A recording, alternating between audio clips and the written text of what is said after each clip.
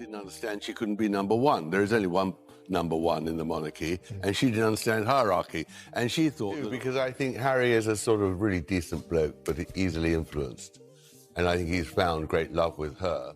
Spiteful Fury by Meghan. Meghan gets what Meghan wants. What was spiteful about it? Well, to be rude to the Queen. Didn't understand she couldn't be number one. There is only one number one in the monarchy, and she didn't understand hierarchy, and she thought, because I think Harry is a sort of really decent bloke but easily influenced, and I think he's found great love with her. Spiteful Fury by Meghan. Meghan gets what Meghan wants. What was spiteful about you? Well, to be rude to the Queen. Tom Bower does not enter a story unless it's already over. For more than 40 years, Tom Bower has made a career out of doing one thing exceptionally well, exposing powerful people who thought the rules didn't apply to them. He's taken on media tycoons, billionaires, and political elites. They threatened him. They sued him. They tried to bury his work. And every single time they lost.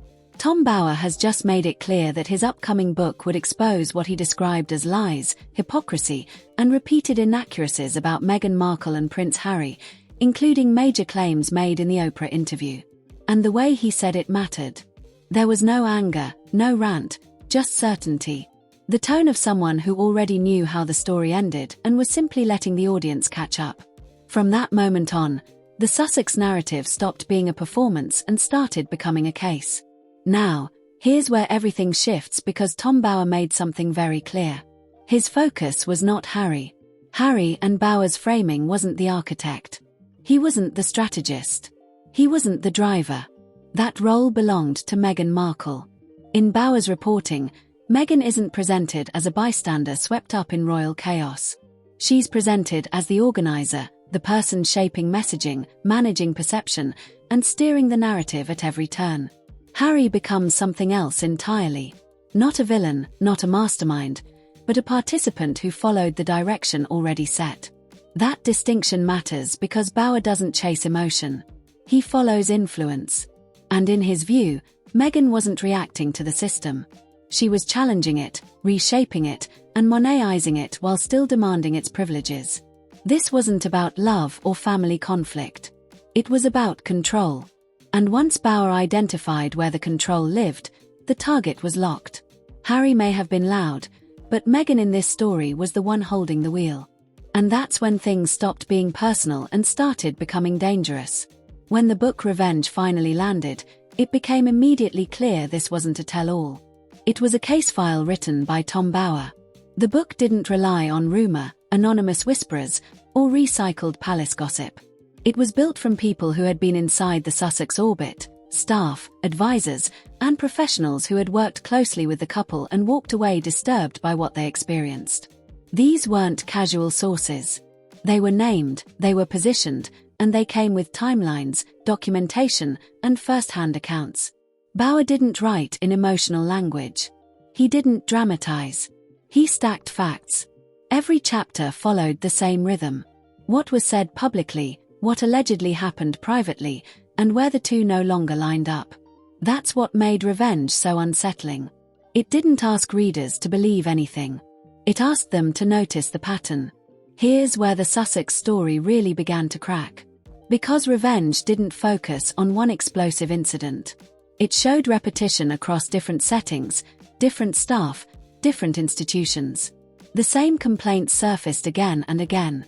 Demanding behavior, volatile moments, confusion about hierarchy, and an expectation that rules should bend immediately. Not once, not twice, but consistently. And alongside that pattern was another one just as important. Public victimhood paired with private authority. In public, the message was persecution. Behind closed doors, the behavior described was control. Bower's reporting made it harder to argue misunderstanding or culture clash because misunderstandings don't repeat themselves this cleanly across so many unrelated people. Patterns do. By the time readers reached the midpoint of the book, coincidence was no longer believable.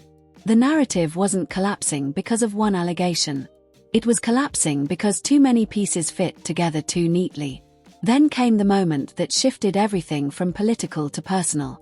According to Bower's sources, on the morning of Prince Philip's funeral, Queen Elizabeth II reportedly expressed relief that Meghan would not be attending. Let that sit for a moment. A 94-year-old monarch grieving her husband of more than 7 decades, facing the weight of history, duty, and loss. And in that moment, relief. Not anger, not resentment, relief. No press release could soften that. No interview could spin it, because this wasn't about media battles or public perception anymore.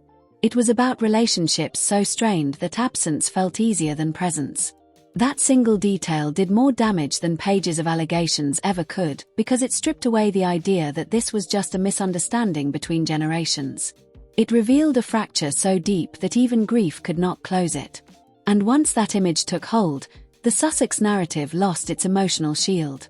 There was no going back. What made the aftermath truly striking wasn't just the Sussexes' silence. It was the palace's. Buckingham Palace is an institution built on messaging. Every word is weighed. Every pause is deliberate. So when revenge hit shelves and the palace offered nothing, no defense, no clarification, no distancing. It wasn't indecision. It was strategy. When the palace wants to smother a story, it moves quickly. When it wants to redirect attention, it floods the media space with alternatives. But when it wants a story to stand on its own, it steps back and lets it breathe. That's exactly what happened here.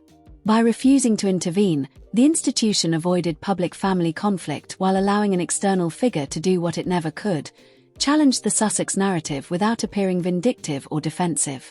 There were no briefings, no quiet corrections, no sympathetic framing, just space. And in that space, Bower's reporting gained legitimacy. Media outlets felt free to quote it. Commentators discussed it openly. The absence of pushback removed the usual caution that surrounds royal reporting. This wasn't abandonment. It was distance with purpose. A silent acknowledgement that the story unfolding did not require correction, only patience.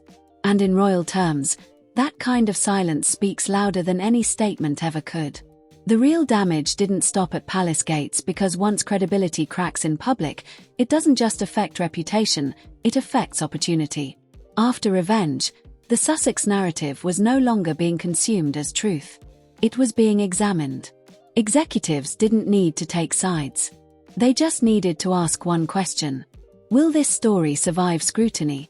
And suddenly, every pitch, every interview, every new project carried risk. When a brand is built on personal testimony, contradictions are radioactive. They don't explode all at once. They spread slowly, quietly into boardrooms, contracts, and long-term planning. What Tom Bower introduced wasn't outrage. It was doubt. And doubt is lethal in industries that run on trust. The Sussex image had depended on emotional alignment, people believing first and questioning later. But once verification enters the conversation, belief becomes optional. And once belief becomes optional, influence shrinks. This wasn't a public collapse. It was something worse. A recalibration where doors don't slam shut. They simply stop opening as wide as they used to. And in the long run, that kind of damage is far harder to reverse than bad headlines. Here's the truth most people miss about Tom Bower. He doesn't finish stories. He opens doors. Every major investigation he's ever done followed the same pattern. First the public declaration, then the documented exposure, and finally the part that comes after everyone thinks the noise has died down. That's when more people come forward. Because once silence breaks, it never fully closes again. Bower doesn't chase reactions. He watches what happens when people stop defending, stop denying, and start calculating. That's when records surface. Timelines tighten. Stories that once sounded solid begin to wobble. And this time, the stakes are higher than reputation. This isn't just about interviews or headlines anymore. It's about credibility, the kind you can't rebuild once too many versions of the truth exist side by side. Harry and Meghan may believe silence will starve the story. But silence has never starved an investigation. It feeds it. Because unanswered questions don't disappear, they mature. And Tom Bower has made it clear publicly and calmly that he's not interested in closure. He's interested in completion. The most dangerous phase of any exposure isn't when accusations are shouted. It's when the person holding the receipts goes quiet and keeps writing. This story doesn't end here. It pauses. And when it resumes, it won't arrive as outrage or drama. It will arrive the same way it always does, with facts, with names, and with consequences that can't be undone once they're finally spoken out loud.